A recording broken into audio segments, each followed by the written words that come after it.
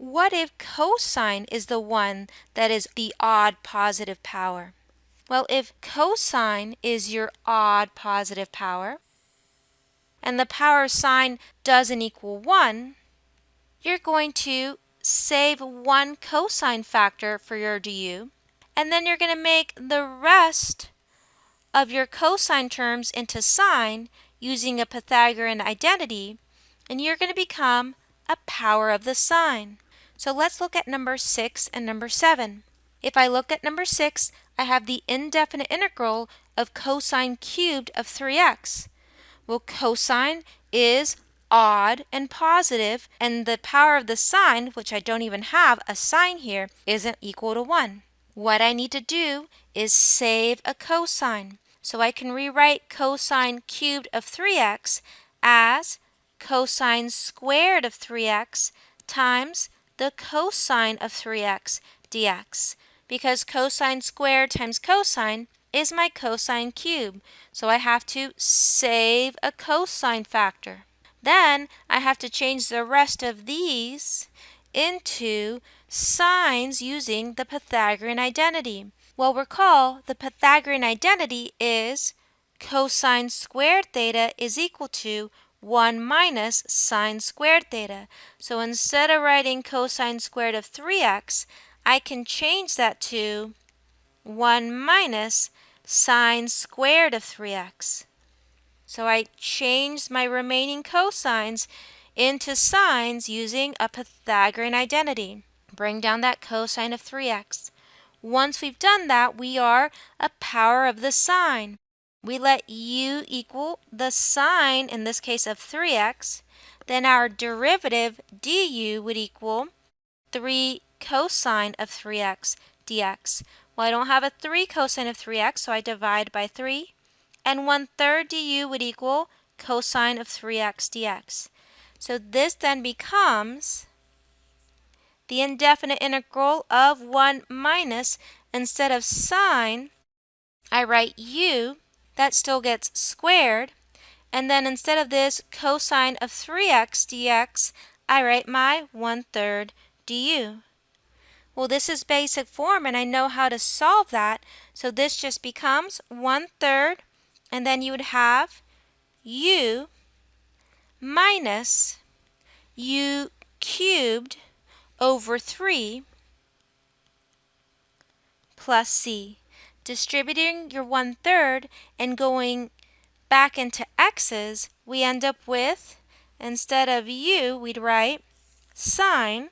So sine of 3x over 3 minus, and again, instead of u, we write sine. So sine cubed of 3x, and then when I distribute, we have over 9 plus c.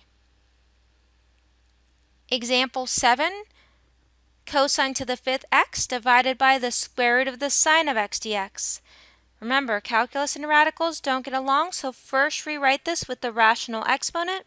The indefinite integral of the cosine to the 5th of x times sine of x raised to the -1/2 power dx. Well, notice that cosine is raised to an odd power. So what we need to do is save a cosine and convert the other cosines into sines. So cosine to the 5th is equivalent to cosine to the 4th of x, and then still going to keep this sine of x raised to the -1/2 power.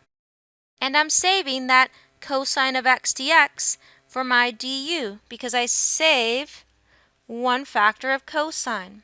And cosine to the 4th times cosine of x was my cosine to the 5th. Now I need to use the Pythagorean identity, so I need it as a cosine squared. Well, we know that cosine squared of x quantity squared is cosine to the 4th. So I rewrite that cosine to the 4th as cosine squared squared. Copy everything else down. Then get rid of this cosine squared and rewrite it as a sine. So use that Pythagorean identity. Then that becomes 1 minus sine squared. And that still gets squared, and we still have sine of x raised to the negative 1/2, and we still have cosine of x dx. Now that we put in the signs, we are now a power of the sine, and we let u equal the sine of x. Well, if u is equal to the sine of x, our derivative du would equal cosine of x dx. Perfect, that's exactly what I have. Then this becomes the indefinite integral of 1 minus u squared, quantity squared, and then that's u to the negative 1/2, and then du. So 1 minus u squared, quantity squared, and then u to the negative 1/2 du. Well, first I need to square 1 minus u squared and then multiply it by u to the negative 1/2. After I've done all that, then I can integrate. So if I square here first, that becomes 1 minus 2u squared plus u to the 4th, and this is still times u to the negative 1/2 du. If I distribute in that u to the negative 1/2, I end up with u to the negative 1/2 minus 2, and that becomes u to the 3/2 plus, and that becomes u to the 7/2 du. Now let's go ahead and integrate. This now becomes 2u to the 1/2 minus 2. When I integrate u to the 3/2, that's going to be u to the 5/2 times the reciprocal, which is 2 over 5, and then plus, this becomes u to the 9/2 times the reciprocal, which is 2 over 9, and then plus c. Last and final step is to get out of u's and go back into x's. So we say that this is equal to 2 times the sine of x raised to the 1/2, because remember, u is equal to the sine of x, minus 2 times 2/5 becomes 4/5, and then that's the sine of x raised to the 5/2, and then plus 2 over 9 times the sine of x raised to the 9/2 plus c. What happens if neither sine nor cosine is raised to an odd power? Because if they're both raised to an odd power, then you get to choose whether you want to be a power of the sine or a power of the cosine. It doesn't matter. But if neither of them is raised to an odd power, then what do?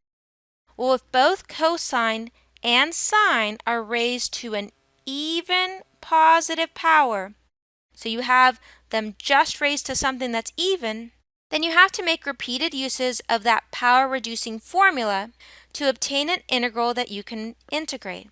Well, what were the power-reducing formulas? Well, those power reduction formulas were as follows. Sine squared theta is going to equal 1 minus the cosine of 2 theta all over 2, and cosine squared theta is going to equal 1 plus the cosine of 2 theta all over 2. And those were those formulas on that first page. So let's look at number 8. Number 8 is sine squared of 4x dx. So all I have is sine, and sine is raised to an even positive power.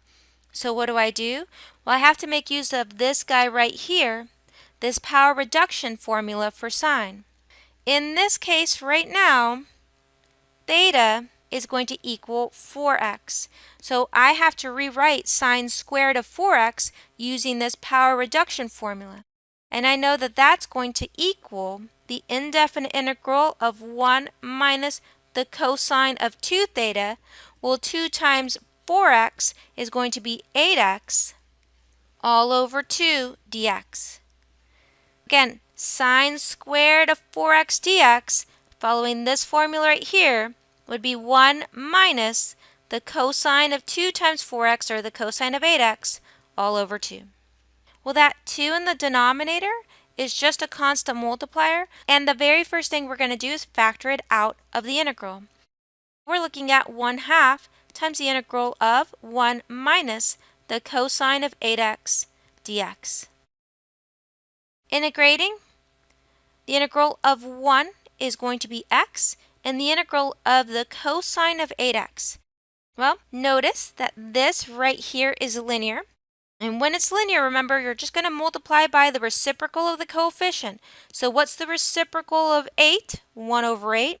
And then we have to go back and think, what was the integral of that cosine of u du?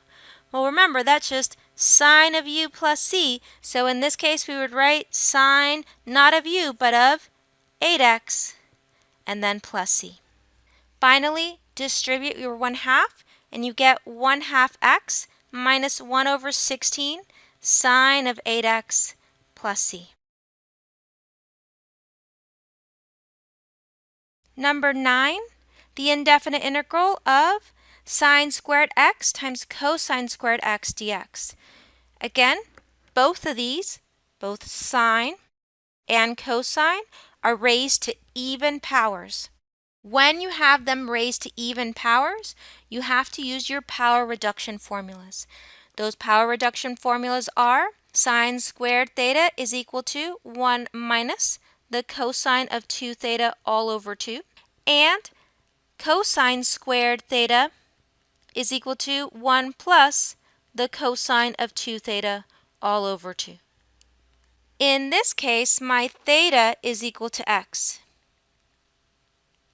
Using these formulas to rewrite this integral, we end up with the indefinite integral of, instead of sine squared x, we write 1 minus the cosine of 2x all over 2.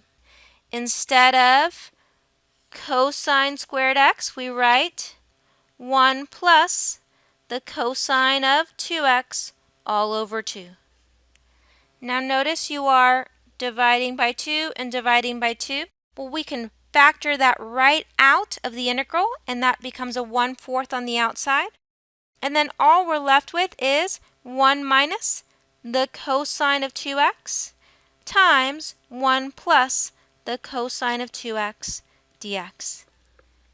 If I were to FOIL that out, I'd end up with 1 and then plus cosine of 2x minus cosine of 2x will cancel. And then we have negative cosine squared of 2x dx. Well, I could integrate the 1, but cosine squared I would have to use a power reduction formula on. To make our lives easier, though, it would be so helpful if we realized that, hey, this guy right here is just a Pythagorean identity. Don't we know that sine squared theta is equal to 1 minus the cosine squared theta?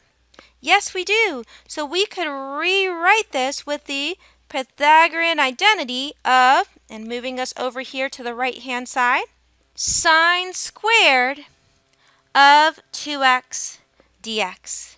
Because remember, 1 minus cosine squared of 2x is equal to sine squared of 2x.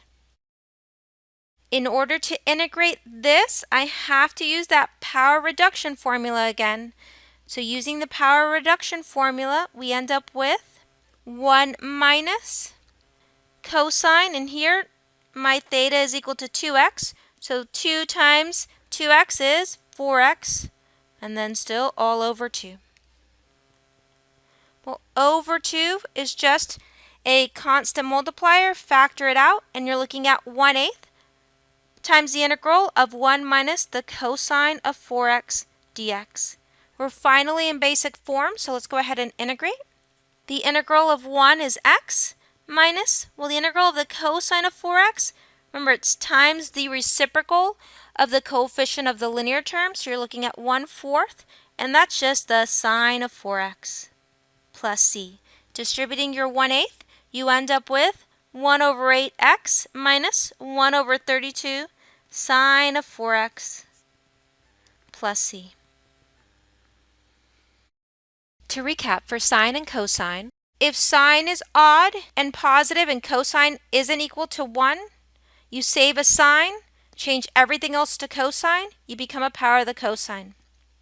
If cosine is odd and positive and sine doesn't equal 1, you save a cosine, you change everything else to sine, and you become a power of the sine. If sine and cosine are even, then you have to use these power reduction formulas.